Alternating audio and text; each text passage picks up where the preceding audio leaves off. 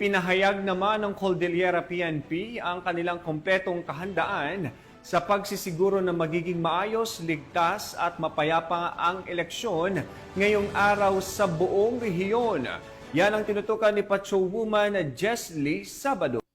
Dana ng Cordillera PNP ang lahat ng kinakailangang hakbang para matiyak ang maayos at ligtas na halalan ngayong Lunes. Ayon sa Police Regional Office Cordillera, naka-full alert na ang kanilang hanay. Nakadeploy na rin ang mga pulis sa mga voting centers at iba pang mahalagang lugar sa rehiyon upang tiyakin ang seguridad ng mga botante. Mahigpit ding binabantayan ng pulisya ang mga lugar na may kasaysayan ng karahasan tuwing halalan. Kabilang na dito ang lalawigan ng Abra. Dahil dito, pinalakas ng PNP ang kanilang intelligence gathering para maagapan ang anumang posibleng gulo.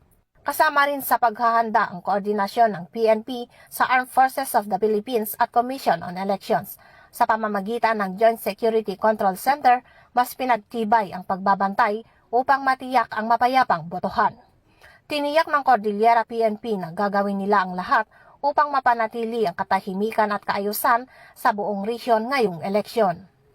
Mula dito sa Baguio City, ako yung PNN correspondent, Patrolwoman Jesly Sabado, alagad ng batas, taga-taguyod ng Balitang Pulis. Maraming salamat, Patrolwoman Sabado.